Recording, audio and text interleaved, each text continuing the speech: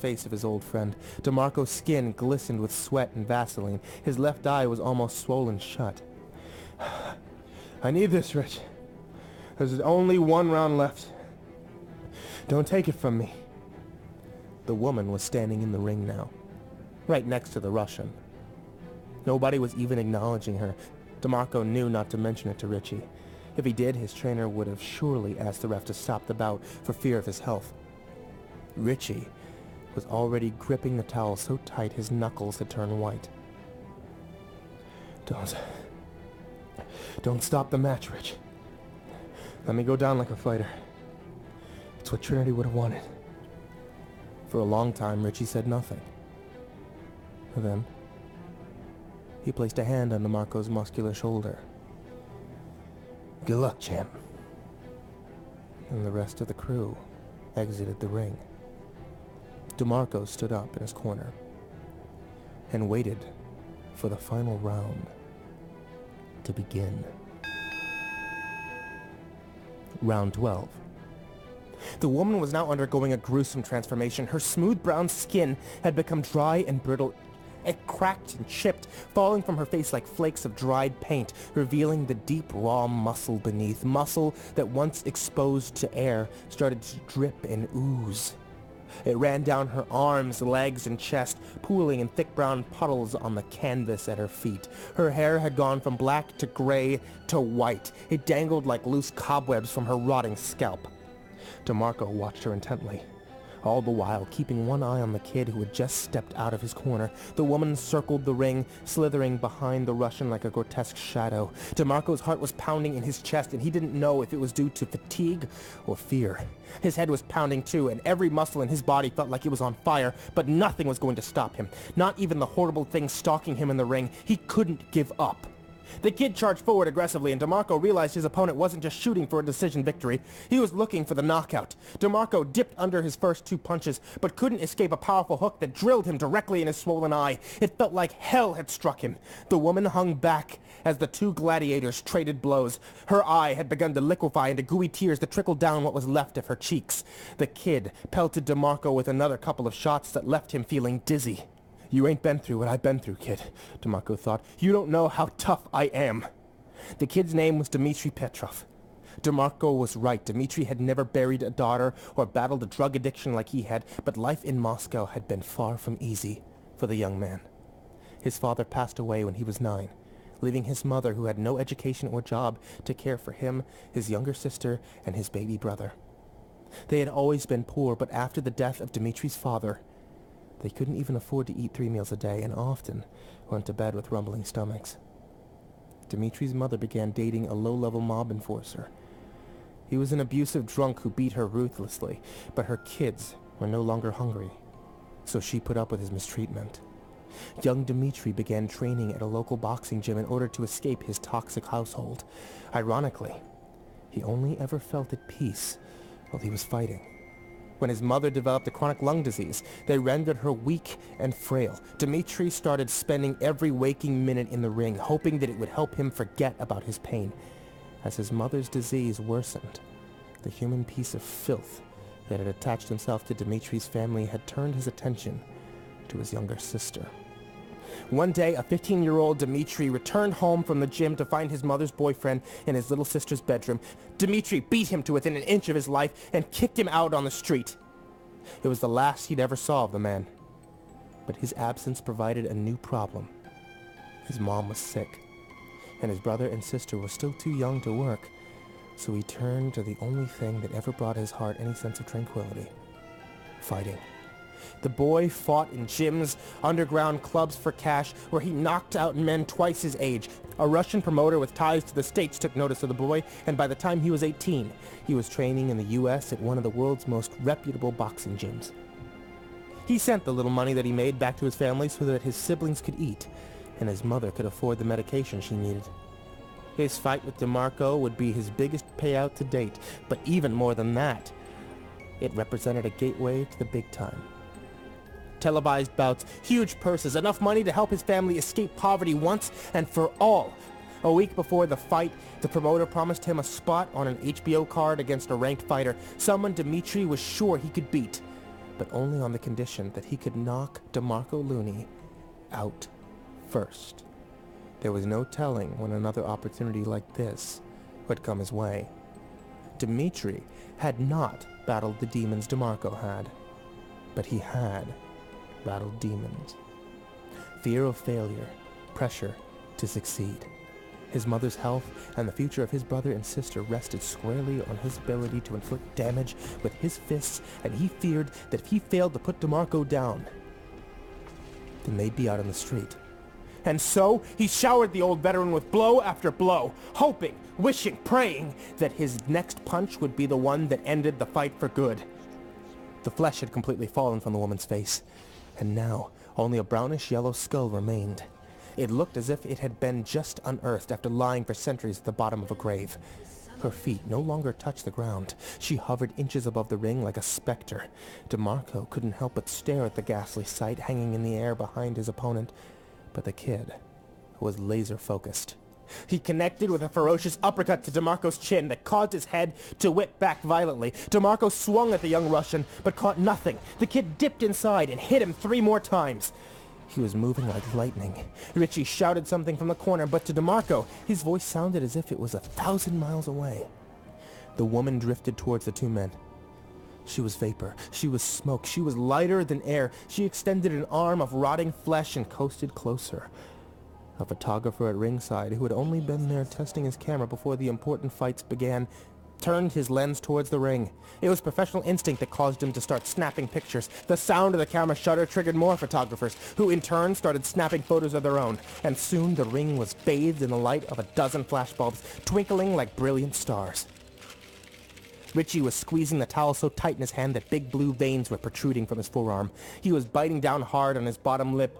It had begun to bleed, and a tiny crimson drop was dribbling down his chin. The ring physician was trying to get his attention. He hadn't been paying attention for most of the fight, but now he was. Exhibitions were never usually allowed to go far enough to require his expertise. He was pulling on the old trainer's shirt and yelling in his ear, but it was as if his voice simply traveled out to the other side. Without a single word even registering. "Throw in the towel!" he was shouting. "Throw in the fucking towel!" DeMarco dropped his arm, but the kid continued to swing his fists relentlessly towards his face. The referee felt as though his body had turned to stone. Something inside him was holding him back, preventing him from stepping between the 2 men and calling for the bell. He couldn't hear the voice. He wasn't even aware of its existence, but it spoke to him and ordered him not to interfere. "Who are you to end the Bronx Bomber's career?" the inaudible voice asked. And then it said something else. "Let him fall like a champion." The few spectators in their seats had looked up from their phones and had taken interest in what was going on in the ring. Some of them cheered, some of them cried for more blood, still others winced from the sight. One of the spectators turned to his friend who was standing next to him. "Is that DeMarco Looney?" His friend's face crinkled with a perplexed expression. "Couldn't be," he said. "He retired years ago." "Didn't he?" DeMarco was trapped in the corner now. His vision was blurry, but he could still see the woman clear as day. Her arm passed through the Russian's chest. The punches he was eating were sending excruciating vibrations through his cranium. He tried to think, but he couldn't. His mind felt thick and muddled. Left was right, up was down. His whole world had become a constant barrage of heavy fists. And through it all, the woman's horrible, decaying hand inched closer, ever closer to the old fighter's face. The Russian dipped his shoulder. The cross was coming again. An image of Trinity flickered through his mind. The kid's fist stung DeMarco's chin at the exact moment the woman's finger touched him. And for the 3rd time that evening, everything went black. When DeMarco opened his eyes, he was looking at the lighting rig above the ring again. He lied on the ground, listening for the officiant's count. The count that never came. He sat up with surprising ease. Just seconds earlier, his body had been shutting down on him. But now it was as if all of his strength and energy had returned. There was no longer any pain in his head, and his muscles didn't ache. DeMarco reached his hand to his face to touch his eye. The swelling was gone. Stranger even, his gloves had seemingly been removed. It was then that he noticed just how quiet the arena was. There were no more sounds of camera shutters at ringside. Richie's scratchy voice had vanished as well. Not even an occasional cheer from one of the few fans in attendance rang through the air. How long have I been out? He asked himself. But immediately after those words emerged from his lips, he understood the question made no sense. If he had been knocked out long enough for the arena to clear, he'd have been in a hospital bed by the time he woke up. Where was everyone? DeMarco rose to his feet and immediately felt another presence in the ring. He spun around to see the same woman in the black dress standing opposite him. Her beauty had returned. No longer was flesh rotting from her face. Again, she looked like an exotic model. Her sequin gown shimmered radiantly in the ring light. Something other than her face had changed as well. It was her aura. DeMarco felt a strange sense of comfort in her company. He didn't fear her anymore. She watched him silently. But now, her stare was somewhat soothing. Daddy? The voice came from ringside, and DeMarco nearly jumped when he heard it. It was a voice he knew, one he thought he'd never hear again. He glanced in the direction of where the words had come. Daddy, down here. DeMarco walked over to the ropes and stared down, not believing what he was looking at. It was his daughter, Trinity, looking up at him, beaming like sunshine. Daddy, you're here. DeMarco stepped through the ropes, hopped down to the floor, then wrapped his arms around the little girl. He wasn't sure if he was hallucinating until he felt her face pressed up against his chest. Trinity, baby, it's you. But how? Where are we? He looked back at the ring. The woman in the black dress was still watching him quietly. She wasn't smiling or scowling. Her face was blank, removed from human emotion. He opened his mouth to speak to her, but before a word could get out, he felt a tug on his arm. Trinity was guiding him towards the exit. Come on, Daddy. Let's go, she said to him. Together, they left the woman in the black dress behind. DeMarco didn't even think to look back to her. Trinity walked, and he followed, gripping his little girl's hand tight. He feared that if he let go of her, she'd disappear and he'd lose her again. She was just how he remembered her. Curly brown hair, camel-colored skin, a smile, a small gap between her front teeth. They wandered until they reached a large metal door labeled Exit. It looked like any other door in the arena, yet there was something very different about it. It felt important, otherworldly even. Trinity stopped in front of it and smiled up to her dad. Grandma's here, Daddy, she said. So is Milo. Milo? You mean Milo? My dog? The one I had when I was a kid? Yep, she answered matter-of-factly. I've been taking care of him for you. He likes his tummy rub. DeMarco eyed the door, wondering what exactly was on the other side. He was sure by now that it wouldn't lead him to the Vegas Strip. If he was alone, then he might have been afraid to open it and find out. But he had his daughter at his side. She wasn't scared. So neither was he. He placed a hand on top of her head and ruffled her hair. Yeah, DeMarco said with a smile. I remember. He does like having his tummy rubbed. He grabbed hold of the door's metal handle and tugged it open.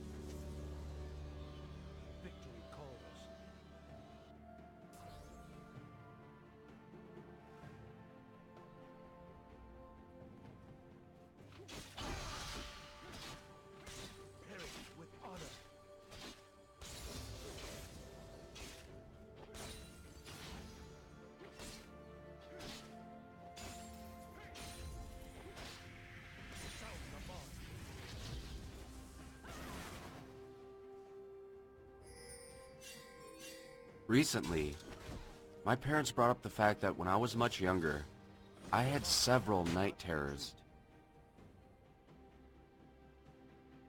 They talked to a pediatrician and changed my sleep schedule, and I never had them again. However, I was rather intrigued, since I really don't remember having them at all. I asked my mom to tell me what I was like during one of the terrors. She said it was disturbing, as I would have a look of absolute terror on my face, and would not respond to anything my parents said. I would also speak, but they were in some sort of babbling language that was unintelligible.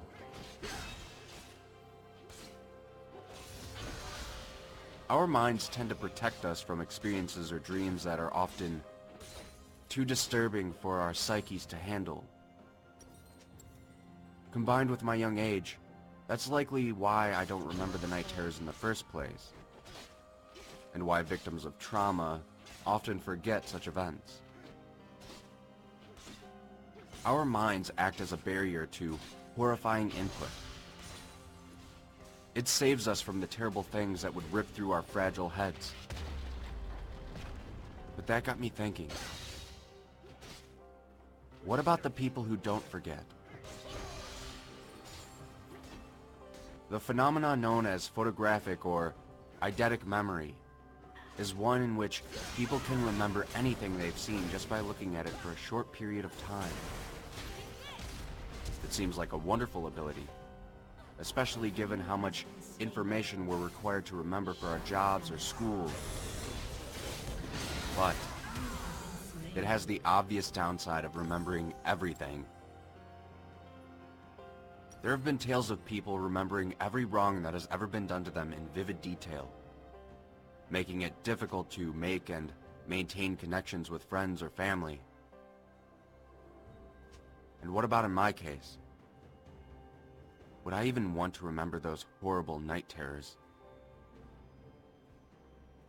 I met a man named Mark through a friend and found out that he worked at a learning and memory center. I asked him about eidetic memories and their downsides, and it just so happened that he used to work with very rare and unusual cases. At first, he didn't seem to want to talk about them, and was really closed off about his work. After some prodding, though, he finally agreed to meet me at a quiet cafe, and relayed to me his stories. When Mark started at the CLM, he was asked if he wanted to take on the case of people with eidetic memories who have had near-death experiences.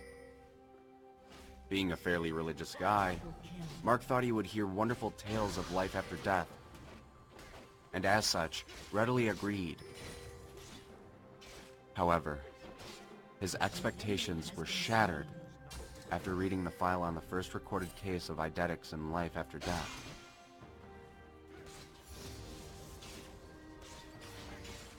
A 37-year-old man had been involved in a car accident and was legally dead for 23 seconds on the operating table. After several days of unconsciousness, he awoke as a nurse was checking up on him.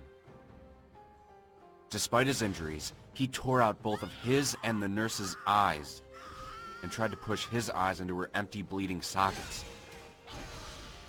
The doctors ran in as the man began screaming at her. "Do you see them? Tell me, do you see them?" Despite the horrible account, Mark traveled to different mental institutions, collecting their accounts from eidetics who had near-death experiences. While very few were quite as severe as his first account, they were still unsettling. No single near-death eidetic could be what any psychologist would describe as sane, but very few of them had any psychological disturbances before their near-death experiences. They were all fairly well-adjusted people until their various experiences. Several things stayed fairly constant between the patients. Most of them were completely devoid of recognizable language and had to be constantly sedated and restrained, as many of them would attempt to remove their eyes or stabbed their eardrums. When asked why they would do this, and in the rare moments that they were coherent enough to answer, they would say in anguish that they didn't want to hear or see them anymore. When not sedated, they would writhe on the ground as if they were experiencing a debilitating pain. Despite their self-destructive tendencies, they seemed to have great fear of death and never injured themselves to the point of possible fatality. Despite all this, Mark still continued in his job until he met the rarest case of them all. After speaking with this patient, he demanded a transfer. The final patient was a lesser-known serial killer. His eidetic memory made him very difficult to apprehend and very dangerous to his victims. His near-death experience had been after a gunshot wound that was inflicted during his tense capture by the police. However, unlike the other patients, this serial killer acted completely calm and lucid. It was as if nothing had changed about him. He did not try to mutilate himself or babble about seeing things. He was still quite insane, but certainly not in the same way as the others. Mark sat down with him in a guarded and watched room, and asked him the same questions he asked the others. He asked the man if he saw anything, and if so, what did he see? Mark told me his answer word for word.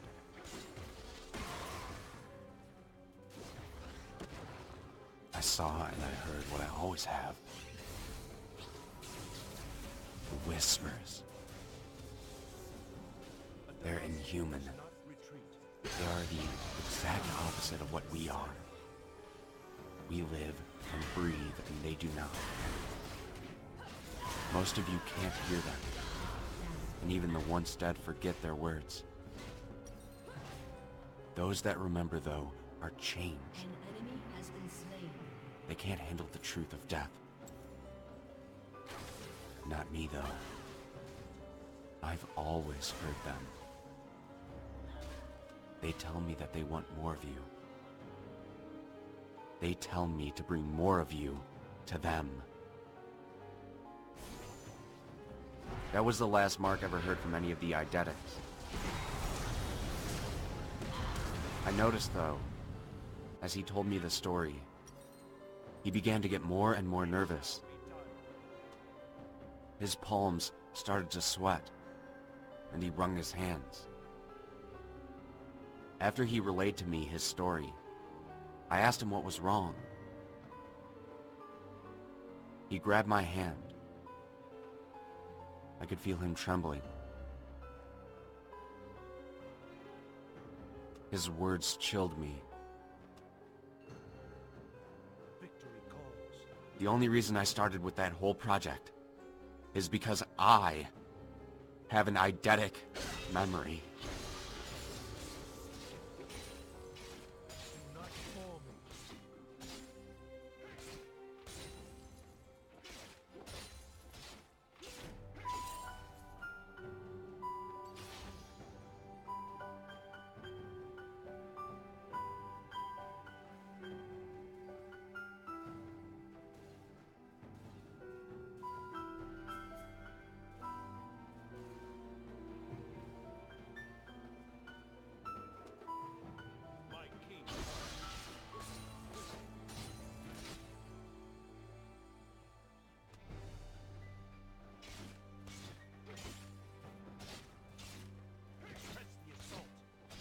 Rampage. Shut down. An enemy has been slain. Double kill.